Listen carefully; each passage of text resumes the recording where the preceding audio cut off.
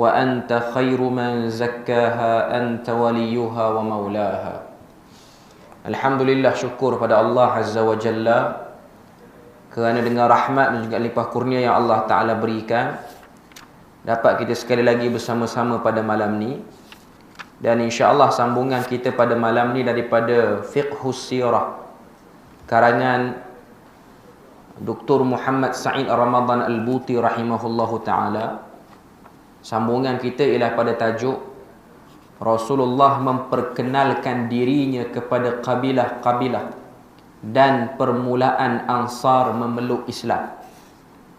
Pada bab ini, ianya ialah berlaku pada sekitar tahun yang ke-10, 11 dan 12 kenabian. Maknanya tahun yang ke-10, 11 dan 12 selepas Nabi menerima wahyu pertama di Gua Hira, iaitu beberapa ayat awal daripada surah Al-Alaq, Iqra' bismi rabbikal ladzi khalaq dan seterusnya. Dan belum lagi Nabi ni berhijrah ke Madinah Al-Munawwarah.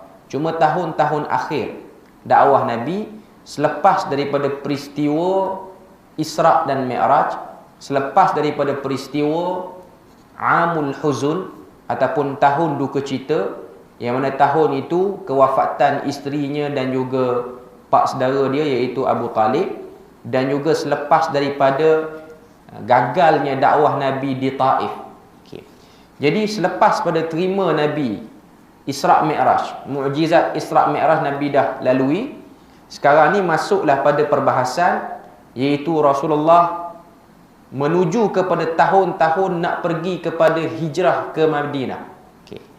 Jadi kita tengok apa yang disebutkan oleh penulis rahimahullahu ta'ala. Dia kata, di dalam musim haji ini, iaitu musim haji jahiliyah, Rasulullah cuba memperkenalkan dirinya kepada kabilah-kabilah yang membanjiri kota Mekah dengan mengemukakan satu seruan.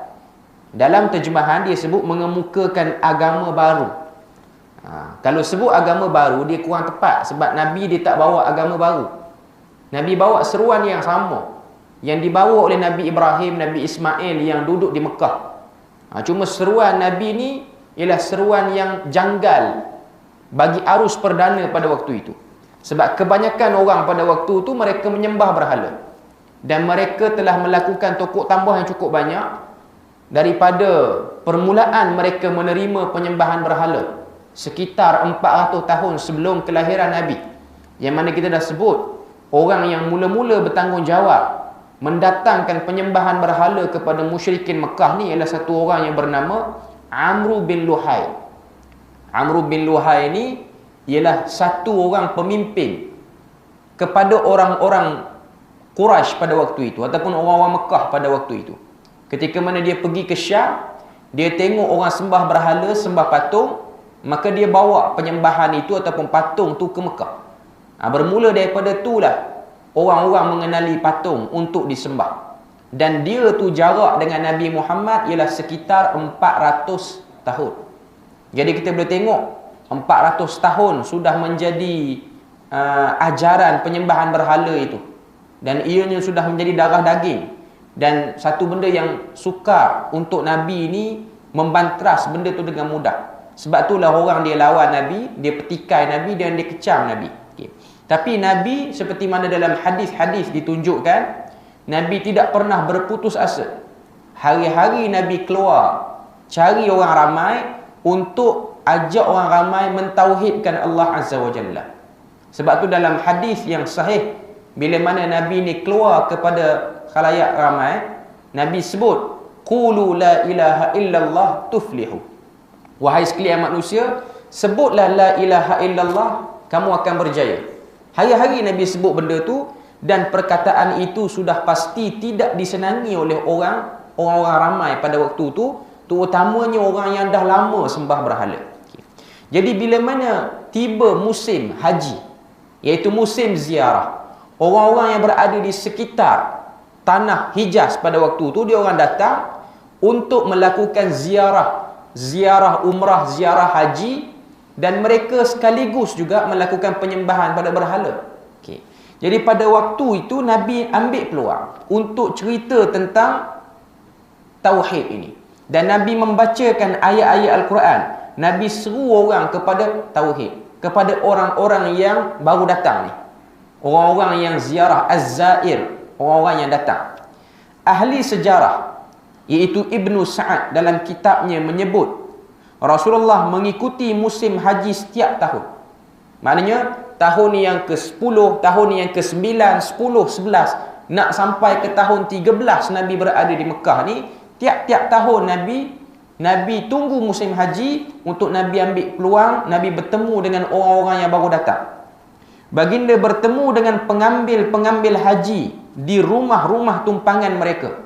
Sama ada di Pasar Ukaz, ataupun di Mijannah, ataupun di Zil Majaz. Ni 3 tempat yang kebanyakan orang duduk situ. Maknanya macam hotel lah zaman sekarang. Maknanya orang-orang luar, orang daripada Yaman, orang daripada Syam, orang daripada Iraq, dia orang datang, dia orang akan duduk di rumah-rumah tumpangan ini. Dan Nabi akan sentiasa pergi di situ untuk cerita tentang tauhid. Meminta mereka untuk memberi sokongan dan perlindungan kepadanya supaya dapat baginda menjalankan tugas daripada Tuhan dan ganjarannya ialah syurga daripada Allah. Malangnya tidak ada seorang pun yang menerima permintaan baginda.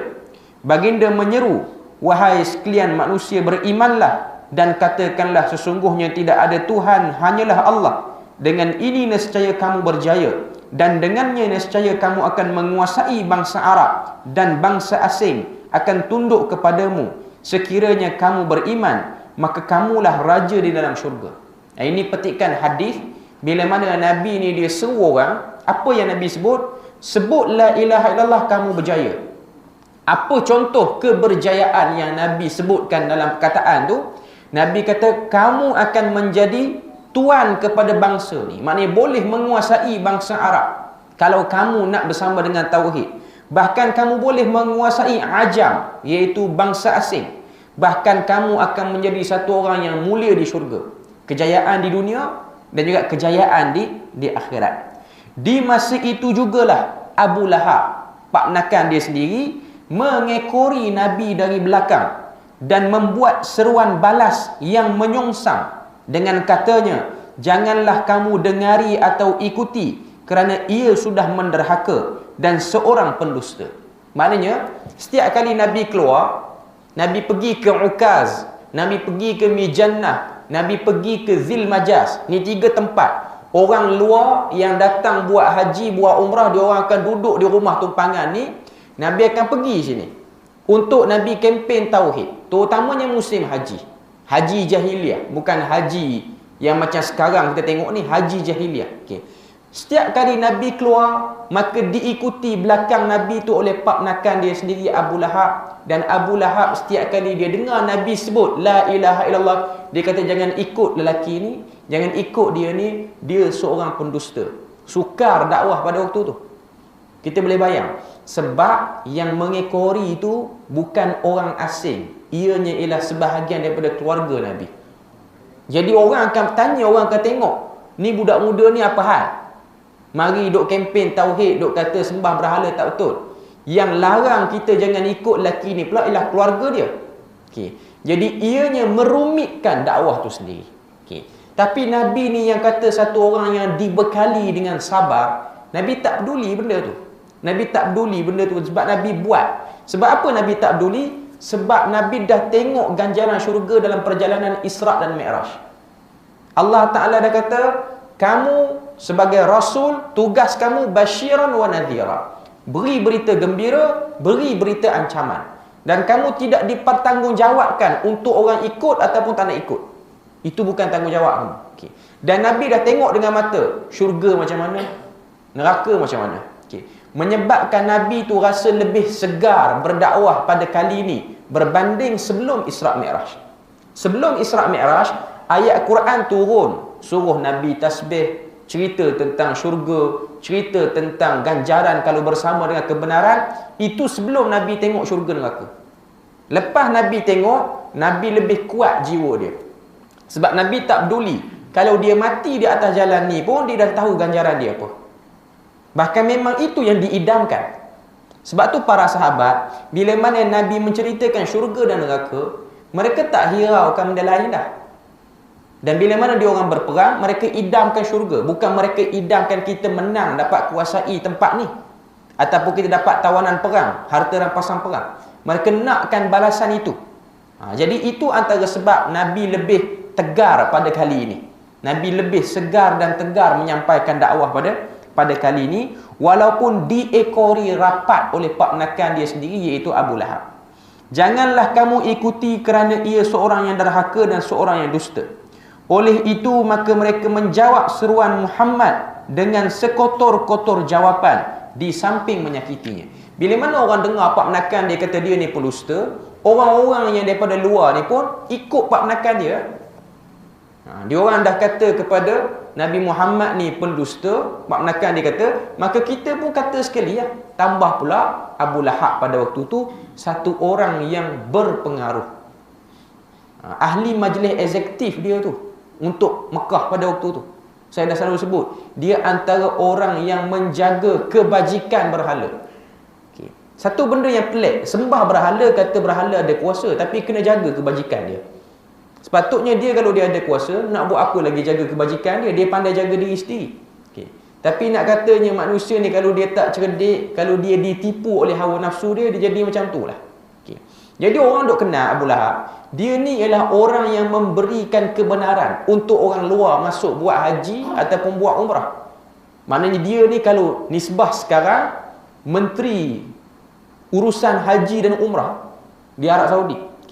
Dia yang benarkan dan dia yang larang. Dia yang letak berapa portion orang boleh datang dan berapa portion orang tak boleh datang.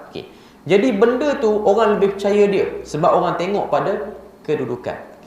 Ikut pada zaman kita sekarang ni, kita boleh tengok orang yang bawa kebenaran, tabiat dia zaman Nabi sendiri tidaklah mendapat sambutan yang ramai. Itu benda yang kita kena tahu. Sebab tu zaman sekarang ni, bila mana orang nak banding viewer ke, orang nak banding pengikut ke, ia bukan ukuran yang cerdik lagi untuk tahun 2021 yang nak habis ni. Kan tuan-tuan tengok bila mana berlaku pertembungan di kalangan ahli agama. Bila mana bertembung, dah berujah, dah sampaikan macam-macam fakta, tiba-tiba ada satu kelompok orang daripada kalangan pengikut-pengikut yang over ni, diorang buat perbandingan hanya pada viewer live.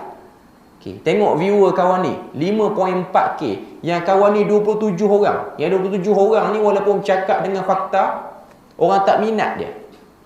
Ada beberapa sebab yang boleh diintai lah kalau kata orang tak minat tu. Tapi nak katanya tabiat kebenaran ni, dia memang tak ramai pengikut dia. Kenapa banding dengan cara macam tu? Kenapa tak banding dengan konsert? Konsert lagi ramai orang. Yang kata ikut ustaz yang tak ketahuan hala tu sampai 5,000, 10,000, banding dengan konsert, banding dengan live orang main game. Tuan-tuan nak tengok live orang main game di Facebook ni banyak. Orang main game, dia main game je. Nampak dalam video dia tu steering kereta satu, dia main game. 20k, 30k, itu angka biasa view. Tak ada apa ilmu pun yang dia bercakap. Dia sembang, dia bawa bah, dia bawa lori apa semua. Yang muda-muda tahu. Dia lagi ramai daripada viewer kuliah-kuliah ustaz-ustaz yang lain. Sedangkan dia tak cakap satu kebenaran pun. Itu tabiat. Makin dekat akhir zaman, memang tabiat manusia seperti itu. Jadi itu yang Nabi lalui pada waktu itu. Dalam tahun ke-11 selepas pengutusannya, seperti biasa Muhammad sallallahu alaihi wasallam memperkenalkan dirinya kepada kabilah-kabilah luar. Nabi ni kalau jumpa kabilah, Nabi akan perkenal dia ni siapa. Ketika berada di satu tempat yang bernama Al-Aqabah, yang mana tempat yang berada di antara Makkah dan Mina, salah satu daripada manasik haji lah. Di situlah dilakukan lontaran jamrah Al-Aqabah. Tempat dia nama Aqabah.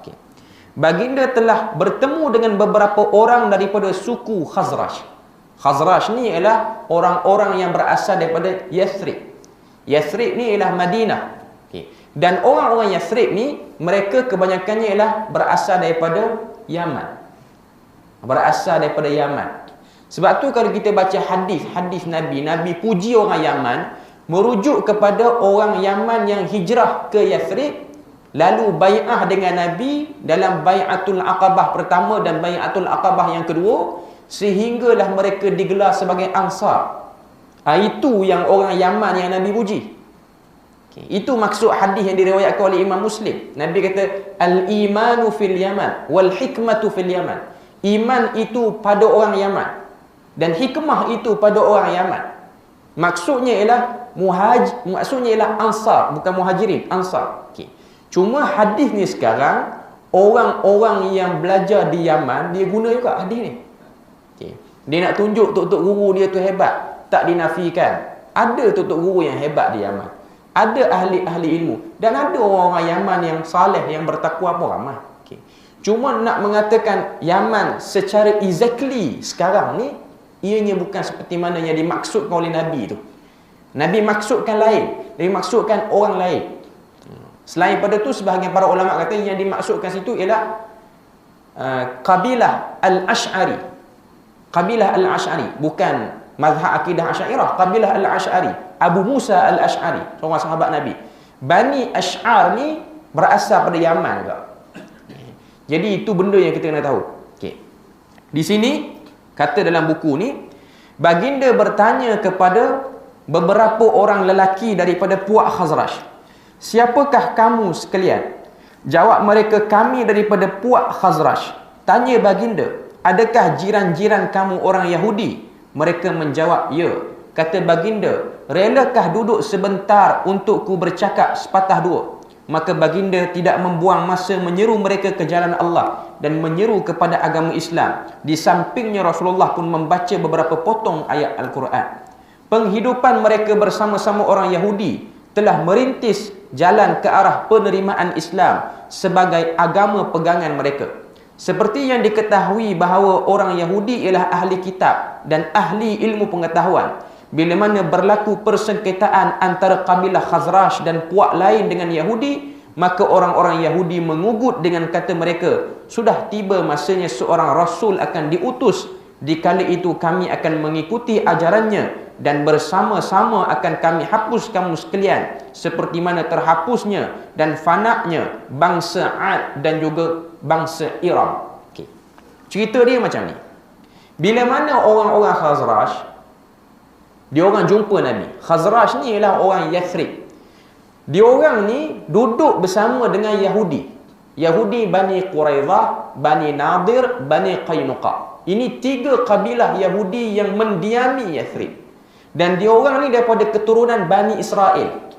Dia orang berpindah daripada Mesir sampai ke Palestin, ke Syam. Daripada Syam, dia orang pergi ke Madinah sebab mengikut panduan dalam kitab Taurat mengatakan akan diutusnya Nabi akhir zaman di kawasan itu ataupun di Madinah itu. Jadi diorang ni konon-kononnya nak ikut dah Nabi itu. Nak ikut Nabi itu. Jadi orang Khazraj ni dia kata, bila mana kami bergaduh dengan Yahudi ni, orang Yahudi ni selalu duk ancam kami.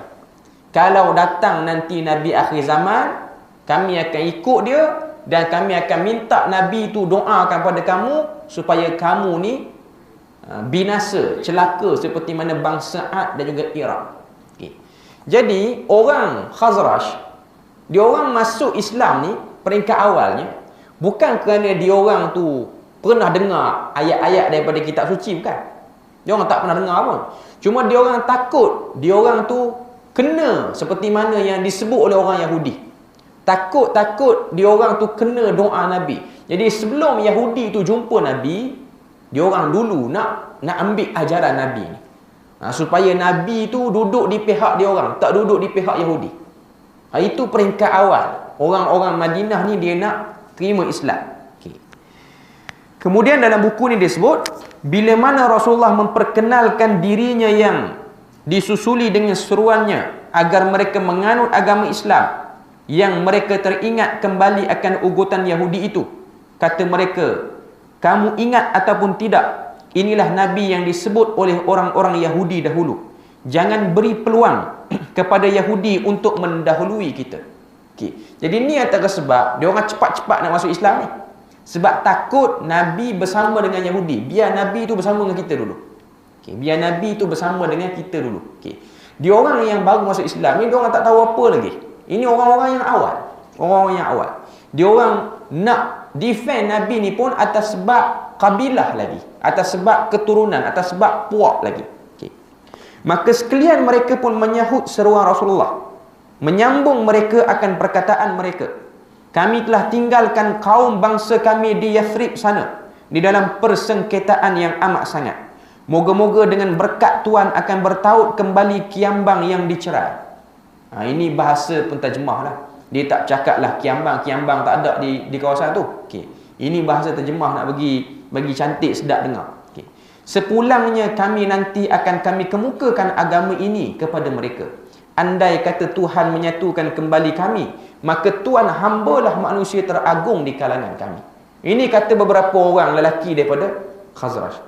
Kalau Nabi nak bersama dengan kami, dan Nabi ni boleh satukan Aus dan Khazraj yang dah bergaduh lama. Sebab dua kabilah ni, dua puak ni ialah Arab. Dua-dua puak ni bergaduh. Dia orang satu bangsa Arab. Yang kalau kita tengok sebab bergaduh tu kenapa? Sebab bergaduh itu mereka diapi-apikan, diprovok oleh Yahudi juga. Diprovok oleh Yahudi juga. Okay. Jadi pada waktu ini kata pemimpin Khazraj ni, kalaulah Tuhan boleh, maknanya Nabi tu boleh satukan, maka kita akan angkat Nabi ni sebagai manusia teragung, maknanya akan jadi pemimpin kami.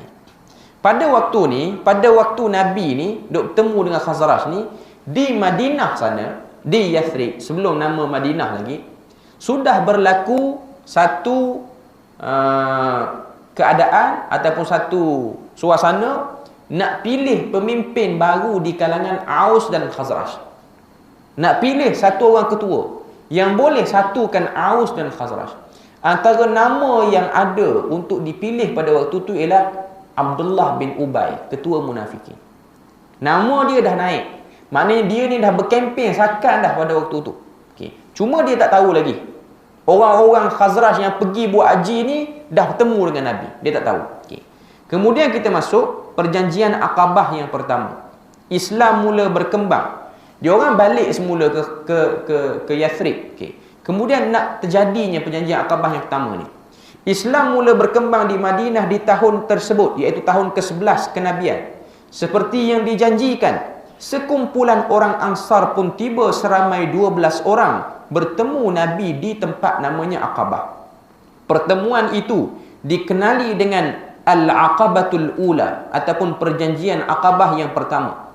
Perjanjian pun dimeteraikan seperti perjanjian wanita juga.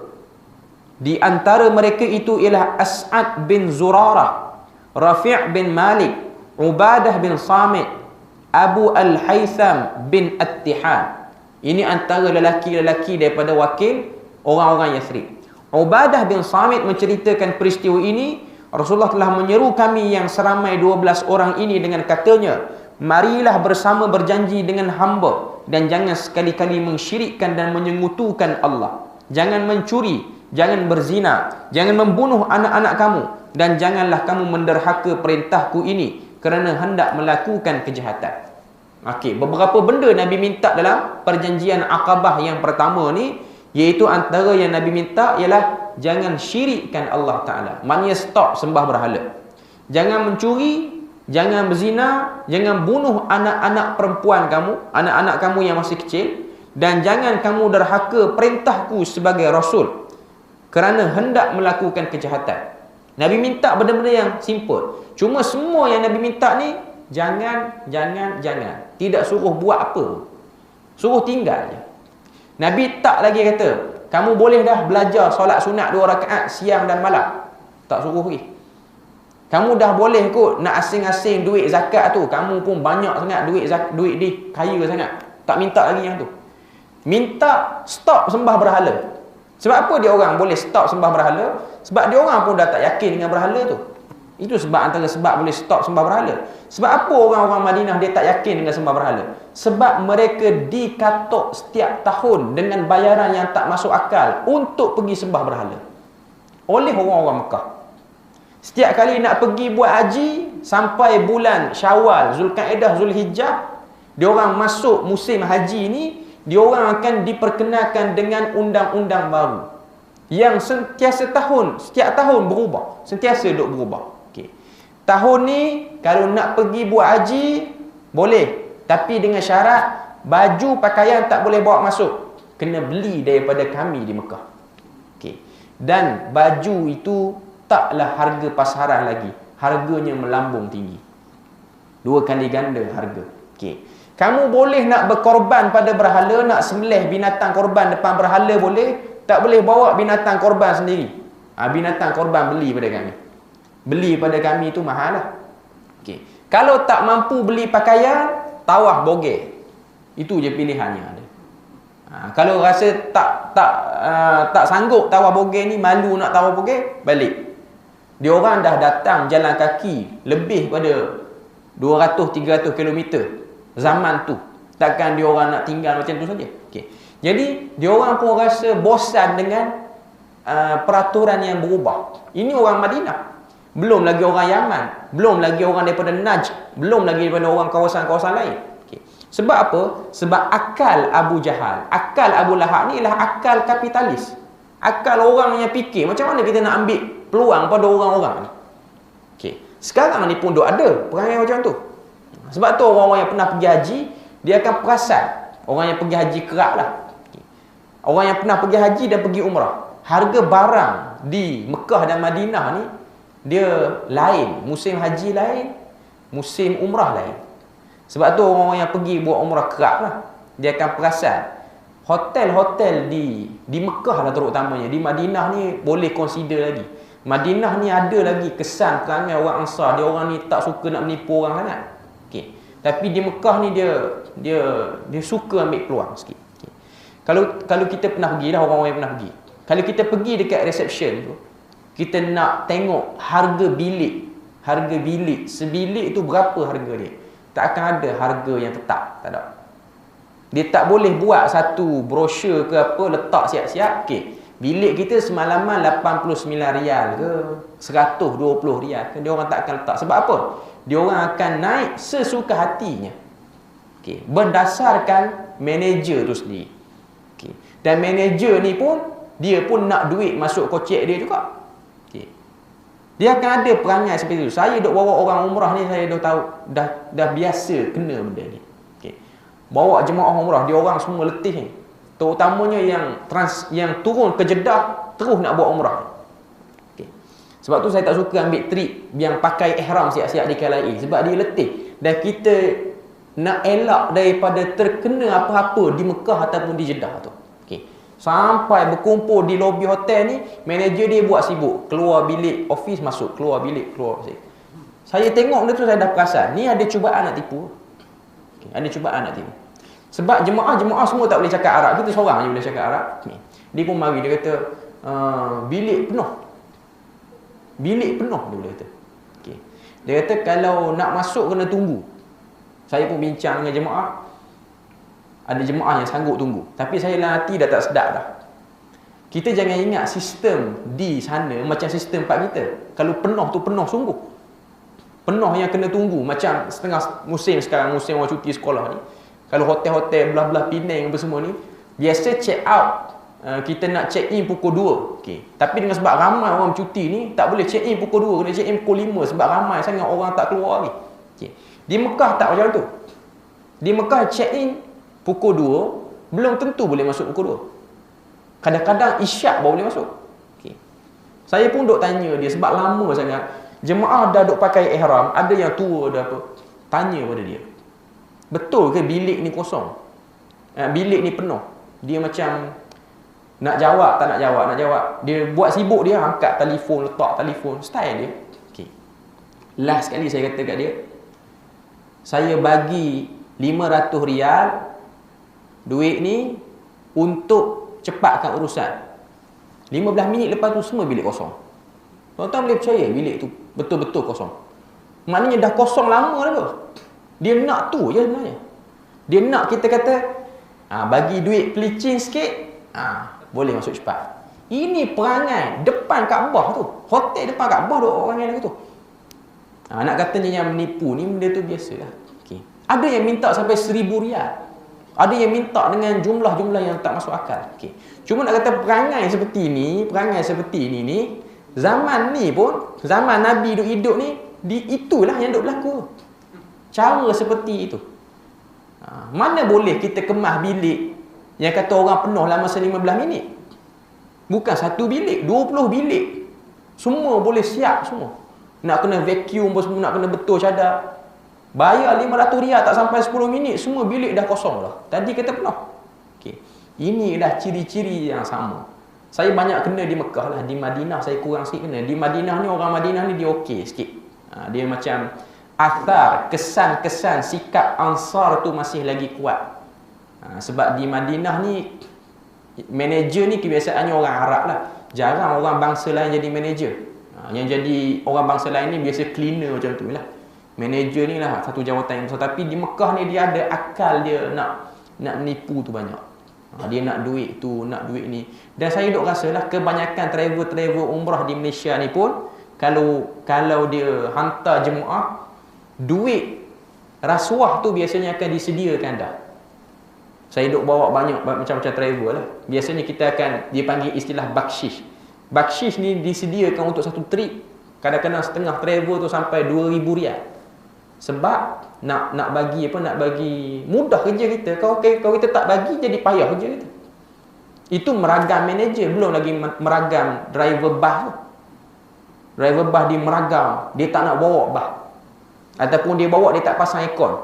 Kita tanya, sebab apa aircon tak pasang? Aircon rosak. Ulur 100 riyal, aircon hidup oleh ada.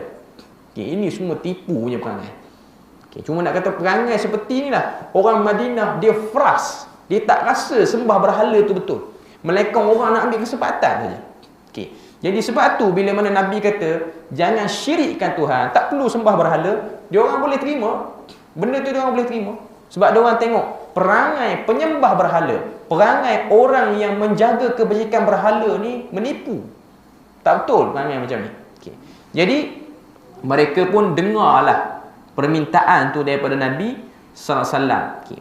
Barang siapa menunaikan segala janji-janji tadi, maka terimalah ganjaran istimewa daripada Tuhan. Dan barang siapa melanggar garis-garis tadi, kemudian dibalas di dunia ini, maka itu adalah dendanya. Itu saja yang Nabi sebut kepada orang-orang yang awal masuk Islam, 12 orang ni, dalam perjanjian Aqabah yang pertama. Okay. Maka itu terserahlah kepada Allah. Kalau kehendak Tuhan hendak membalas atas pelanggaran itu, maka itulah balasannya. Dan kalau kehendak Tuhan mengampuni kamu, terserahlah kepada Allah. Ubadah bin Samit menyambung lagi dengan katanya, kami sekalian pun mengia dan berikrar akan demikian, iaitu patuh. Ketika mereka hendak beredar daripada situ, Rasulullah telah mengirimkan satu orang sahabat yang bernama Mus'ab bin Umair untuk mengajar mereka Al-Quran dan mengajar segala sesuatu mengenai Islam, untuk mematangkan mereka soal-soal agama. Dan beliau telah digelar sebagai Muqri' Al-Madinah, iaitu pembaca Al-Quran di Madinah. Waktu Nabi suruh, waktu dia orang ni nak balik dah ke Madinah. Waktu ni Madinah tak nama Madinah lagi, nama Yathrib lagi. Nabi hantar Mus'ab bin Umair. Mus'ab bin Umair ni orang muda, tak sampai 20-an lagi, belas-belasan masuk Islam. Allah Ta'ala lembutkan hati sebahagian mereka yang usia belasan tahun ni masuk Islam. Dan Mus'ab bin Umair ni antara orang yang paling mirip wajah dia, tubuh badan dia dengan Nabi. Exactly sama. Sebab tu dalam perang Uhud, bila mana anak panah kena pada Mus'ab bin Umair, orang-orang kafir ni berteriak mengatakan mata Muhammad, telah mati Muhammad. Sebab dia ingat yang kena tu Nabi, bukan yang kena tu Mus'ab bin Umair. Okay. Mus'ab bin Umair ni budak muda, dia masuk Islam dan akhirnya dia, orang kata apa, kena ujian. Lepas dia masuk Islam tu, ibu dia ni sekat, mak dia ni sekat semua benda kesenangan yang dia pernah terima sebelum dia masuk Islam. Dia orang muda yang bergaya, bukan orang muda yang lekeh-lekeh dah, umur belasan, diberi macam-macam kemewahan. Kalau istilah kita ni allowance apa. Ada setengah orang-orang, anak-anak orang kaya yang saya sendiri pun pernah kenal sebahagian mereka ni, yang belajar sekali dengan saya dulu. Okay. Istilah allow tu sudah diperkenalkan sejak umur 10 tahun lagi. Setengah-setengah anak orang kaya, belah-belah KL ke apa semua ni, yang rumah, yang mak ayah sibuk, rumah sunyi, rumah 7-8 bilik tapi sunyi. Sebab mak ayah dia sibuk, anak orang kaya. Okay. Jadi Mus'ab bin Umair ni orang yang macam tu. Duit banyak, pakai baju smart, air wangi dia pun air wangi yang mahal. Dalam riwayat sebut Mus'ab bin Umair waktu belum masuk Islam, kalau dia lalu satu jalan, air wangi dia yang semerbak itu telah dicium jauh, orang kenal ini bau Mus'ab bin Umair. Umur belasan. Umur belasan kalau di Malaysia ni darjah 5, darjah 6 sampailah kepada tingkatan 5, itu sekitar umur belasan. Okay. Yang mana kalau tengok suasana kita di Malaysia ni pun umur belasan tidak semewah Mus'ab bin Umair pada waktu tu. Mus'ab bin Umair ni pagi pakai baju lain, petang pakai baju lain.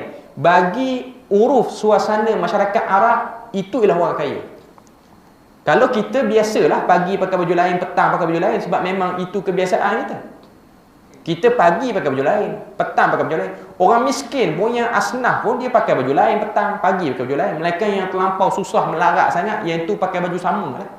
Okay. Cuma nak katanya bagi orang Arab, dia orang ni memang banyak pakai baju yang sama dalam tempoh yang lama. Kan kau tengok riwayat Umar Al-Khattab, dia pakai baju dia tu, baju dia selai saja dia. Tak berganti baju tu waktu dia jadi Amirul Mukminin. Baju tu saja. Sebab apa boleh pakai baju tu saja? Pertama, negara Arab bukan macam negara kita. Dia orang tak ada hujan. Pakai baju tu saja pun tak ada masalah. Okey. Mungkin sebahagian orang dia terfikir, pakai baju tu tak berpeluh ke, tak berbau ke? Okey. Berpeluh tu memang berlaku lah. Okey.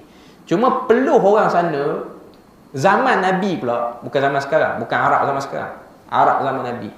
Makanan tak banyak pilihan. Masyarakat Arab jahiliah ni, dia orang makan apa? Dia orang makan gandum dan juga dia orang makan kurma. Tu je dua pilihan makanan. Lepas tu minyak zaitun.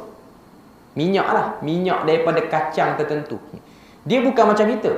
Dengan sambal petainya, dengan itu semua, dengan budu semua duk ada, dengan cencaluk semua duk ada. Yang tu yang bau semacam kalau pakai baju. Sebab bau peluh kita ni dipengaruhi oleh sifat pemakanan itu. Okay. Jadi masyarakat Arab dia bukan macam zaman sekarang ni. Okay. Dia orang makan pun peluh dia orang tu setakat peluh lah, bau lah peluh tu, tapi taklah dahsyat. Okay. Sebab tu kalau tengok satu bangsa tu kalau dia makan terlampau banyak makanan, bau peluh dia lain lah. Dia mempengaruhi ikut makanan. Kalau tuan-tuan pergi umrah musim-musim crowded ni, ni musim sekarang ni dah orang start pergi umrah. Bulan 12, bulan 1 ni. Setakat ni kata apa? Visa untuk India, Pakistan dia belum buka lagi. Dia hanya buka untuk Asia Tenggara, Malaysia, Indonesia. Jadi orang yang pergi buat umrah untuk bulan-bulan ini, dia tak crowd. Sebab geng-geng India, Pakistan belum masuk. Masuk geng tu dia akan jadi crowd lah. Yang ada ni ialah pekerja je lah. Okay. Kalau kita perasan, kalau kita pergi buat umrah, crowd ni, tawaf ni macam-macam lah. Macam-macam bau kita boleh bau waktu tawaf. Okay. Kalau tuan-tuan tersepit di kalangan jemaah-jemaah daripada India, Pakistan, perasan bau peluh, bau apa? Bau kari peluh dia. Bau macam rempah-rempah dia orang. Rempah-rempah kedai India tu bau sama. Bau macam tu. Okay. Sebab makanan mempengaruhi. Tambah pula di sana pun makanan-makanan India ni pun ada. Macam makanan Melayu lah, ada. Dan dia orang akan makan makanan tu. Dia orang akan makan makanan tu lah. Okay. Cuma nak katanya zaman tu kalau orang pakai baju selai ni pun tak ada isu lah peluh, bau apa semua, tak. Dia tak teruk sangat sebab pilihan makanan tu tak banyak. Okay. Cuma Mus'ab bin Umair ni dahsyat lah. Orang muda, baju pun berganti. Petang lain, pagi lain, malam pun lain. Dengan air wangi lagi. Masuk Islam, semua mak dia cut sehingga dia ada selai saja baju. Baju itulah yang dia guna sampai dia wafat dalam perang Uhud. Tak ada lagi baju lain. Nabi ni pernah menangis tengok Mus'ab bin Umair. Orang muda. Orang muda umur belasan. Nabi tengok Mus'ab bin Umair. Nabi tanya Mus'ab, hidup di Madinah dengan hidup di Mekah, mana lebih baik? Orang muda jawab jujur. Jawab dari segi material. Dia kata kalau banding hidup Madinah dengan hidup Mekah lagi baik. Belum masuk Islam. Sebab aku ni baju banyak, duit pun banyak. Jawapan sebagai seorang muda itu biasa. Sebab orang muda memang dia minat pada benda-benda macam tu. Dia masih lagi berkeinginan yang tinggi pada benda-benda seperti itu. Okay. Nabi kata, bahkan hari ini kamu bersama dengan aku ni lebih baik. Hari ini kamu bersama dengan aku ni lebih baik. Lepas tu Nabi pun sebut dalam hadis yang diriwayatkan Imam Muslim, Nabi kata akan sampai satu zaman umat aku ni, diorang akan makan makanan dan diangkat hidangan itu diganti dengan hidangan lain. Pagi pakai baju lain, petang pakai baju lain. Mereka menghias rumah mereka seperti mana Kaabah dihias. Nabi cerita tentang umat akhir zaman. Cuma nak katanya diperluaskan nikmat. Akan sampai waktu nikmat-nikmat tu dibuka seluas-luasnya untuk umat akhir zaman. Macam kita hari inilah, kita tengok. Okay. Walaupun susah, hakikatnya ada jugalah duit. Taklah susah melarat seperti mana yang kita tengok dalam kisah para sahabat macam Abu Hurairah. Abu Hurairah lapar sampai jadi histeria. Abu Hurairah antara sahabat Nabi yang dia stop kerja. Dia masuk Islam lewat. Dia masuk Islam, dia sempat 4 tahun je dengan Nabi. Maknanya waktu dia masuk Islam tu Nabi dah usia 58-59 lah. Okay. Umur 58-59 tu dia masuk Islam, dia ikut Nabi merata untuk riwayat hadis sebanyak mungkin. Sehingga dia tak kerja, tak apa. Dan akhirnya dia hanya ambil daripada harta zakat dan juga daripada pemberian orang. Dan dia ni orang yang jadi kurus dia dengan sebab terlampau nak belajar hadis dan terlampau sangat tak makan. Dalam riwayat sebut, ketika mana dia ni nak pergi minta makanan dengan Nabi. Kebetulan Nabi pun tak ada makanan rumah dia. Rumah Nabi tu dekat dengan masjid. Dia pergi ke masjid, dia duduk masjid tu lapar sangat. Lebih pada 3 hari dah tak makan. Satu apa pun tak makan. Akhirnya dia jadi meracau. Dalam hadis tersebut, tasarra'tu. Aku ni jadi meracau. Macam orang masuk hantu, masuk jin. Sehingga orang-orang yang duduk dalam masjid tu pergi dekat aku dan dia pijak leher aku. Ambil kaki ni letak sini. Dia cara nak bagi orang histeria ni diam ataupun sawan. Bagi orang Arab, dia akan pijak. Tuan-tuan tak pernah tengok yang tu. Yang tu dahsyat, saya pernah tengok depan mata saya sendiri. Anak dia sawan. Kita sawan, anak sawan kita buat apa? Kita letak sudu, letak tisu lah dalam mulut. Tak nak bagi dia gigit lidah dia. Arab dia pijak. Tu anak yang besar-besar tu, dia pijak. Ayah dia besar. Dia pijak anak rapat ke lantai. Pijak. Nak bagi lidah dia tu tak terkeluar. Kita letak sudu. Dia pijak. Pijak dengan kaki. Dua-dua belah tuan-tuan, bukan pijak sebelah. Dua-dua belah. Nak mati merah muka anak tu. Saya tanya, memang itu ke normal ke untuk sawan? Oh, itu normal kata. Untuk sawan. Normal untuk sawan kan. Okey, dan kalau meracau dengan sebab masuk jin syaitan pun macam tu lah juga. Ada satu orang syekh di Jordan saya pernah tengok, dia tengah khutbah Jumaat. Perempuan meracau sebab di Jordan ni orang perempuan boleh solat Jumaat juga. Okey. Perempuan tu meracau. Dia tengah khutbah tu dia baca ayat ruqyah. Dia baca, perempuan tu stop, tak meracau. Lepas solat apa semua, meracau lagi. Okay, meracau tu dia pun pergi dekat perempuan tu. Dia Arab ni dalam bab perubatan, dia tak sentuh. Tapi kalau dah terlampau over sangat dia meracau, dia akan sentuh lah. Okay. Syekh tu dah tua, dia bawa tongkat dia. Okay. Waktu dia baca ruqyah tu, perempuan tu dia macam refuse, dia lawan. Waktu kawan tu baca Quran, tinggi suara dia. Macam kita lah, kita tengok orang-orang masuk hantu ni, ustaz tu baca tu, kawan tu duduk lawan. Okay. Dia ambil tongkat dia tu, dia ketuk kepala perempuan tu yang pakai semua hitam tu. Dia ketuk biasa. Kuat dia ketuk tu. Ketukan itu saya kata kalau kena pada orang lelaki di Malaysia ni, kita akan bangun tampar balik syekh tu. Tapi bagi orang Arab benda tu biasa. Dia ketuk tu. Sehinggalah perempuan tu dia meracau, dia terguling. Dan syekh tu dia pijak leher perempuan tu, tapi pijak sebelah. Maknanya sebelah kaki ni atas lantai, sebelah tu pijak. Itu yang dilakukan waktu ruqyah. Saya kata kalau buka pusat perubatan Islam macam ni di Malaysia, memang orang report polis, syekh ni masuk mahkamah siap. Okay. Tapi benda tu normal lah. Bagi Arab normal. Arab ni apa yang tak normal? Orang perempuan bawa tong gas, junjung atas kepala, itu benda biasa. Tongges yang penuh, bukan tongges yang kosong. Itu kudrat dia orang lain sikit. Kudrat zuriat Abu Jahal ni memang tinggi sikit. Cuma nak katanya itu normal lah. Abu Hurairah waktu dia lapar tu macam tu lah orang letak. Orang duk ingat dia meracau, ambil kaki letak, pijak, nak bagi takut dia sawan ke apa. Sehinggalah dia tu dah settle. Abu Hurairah kata pada orang yang pijak tu, aku ni bukanlah histeria masuk hantu, aku lapar je. Tak makan apa. Dan bila mana Nabi wafat, Abu Hurairah ni dia jadi kaya. Dia berubah sedikit demi sedikit. Dia dah jadi guru yang besar, dia jadi kaya.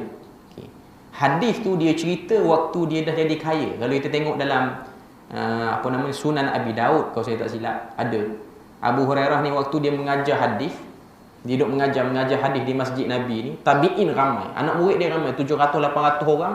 Itu ialah angka biasa bila mana kuliah dia. Waktu tu kuliah musim sejuk. Musim sejuk ni orang akan pasang bara api lah, nak bagi panas.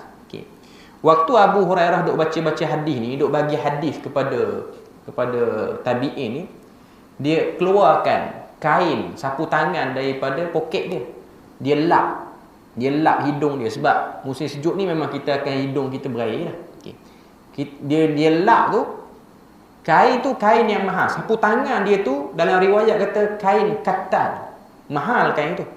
Kain kattan ni lah kain yang sekarang ni pun masih lagi mahal. Material kalau orang Arab buat jubah ni antara material yang mahal lah. Cotton yang terbaik. Kattan tu cotton tapi 100% cotton yang sangat mahal. 1 meter 80 rial, 100 rial itu biasa. Kalau buat jubah lagi mahal lah. Dia kesat. Dia buat macam tisu. Dia lempar dalam bara api tu, kain tu. Macam kita sapu tangan, kan, kita ambil, kita tak lempar lagi. Kalau tisu kita lempar lah, sebab tisu. Ini kain sapu tangan, dia kesat sekali dia buat macam tisu, dia lempar.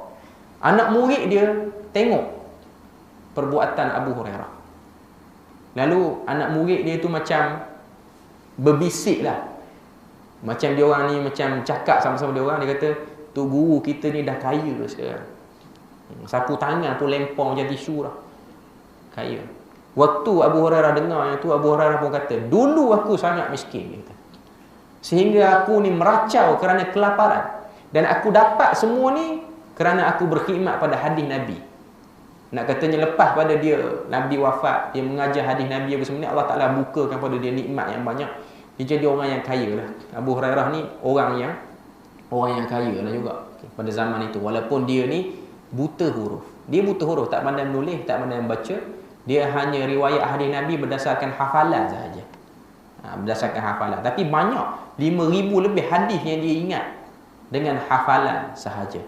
Dan dia sahabat yang paling banyak hadis Nabi berbanding sahabat-sahabat lain yang pandai menulis, pandai membaca, sebab kesungguhan dia. Jadi Mus'ab bin Umair dihantar untuk mengajar Quran kepada orang-orang Khazraj yang baru masuk Islam pada waktu tu. Jadi itu benda yang kita boleh tengok dalam perjanjian Aqabah yang pertama. Perjanjian Aqabah pertama. Kita tengok sikit pengajaran dan renungan sementara kita nak tunggu masuk Isyak beberapa minit lagi ni. Tidakkah kita perhatikan suasana yang dihadapi oleh Rasulullah selama ini yang sudah berubah? Kesabaran telah membuahkan sesuatu. Usaha-usaha telah mula mengeluarkan hasil. Dakwah yang diusahakan oleh Rasulullah kini mula menghijau dengan ranting-ranting dahan dan batang-batang yang subur akan mengeluarkan hasil dan perolehan yang lumayan. Sebelum kita memperkatakan dengan lebih jauh lagi tentang hasil-hasil dan masa depan yang gemilang ini, marilah kita bersama-sama sekali lagi merenung akan kesabaran yang paling pahit dirasai oleh penghulu agung kita semasa menghadapi pelbagai cabaran dan dugaan. Kita beri lalu azan.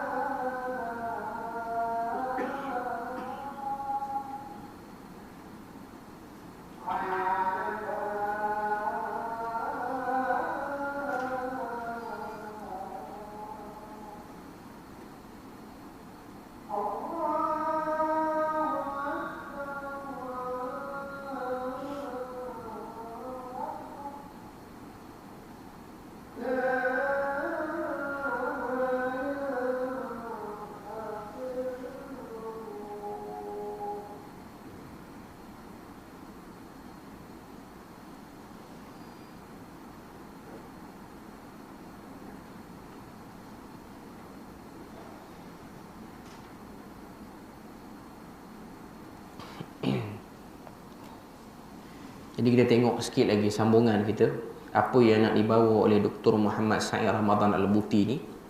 Dia nak kata peringkat awal dakwah Nabi itu penuh dengan kesukaran, sehingga Allah Ta'ala berikan kepada Nabi perjalanan Isra' dan Mi'raj.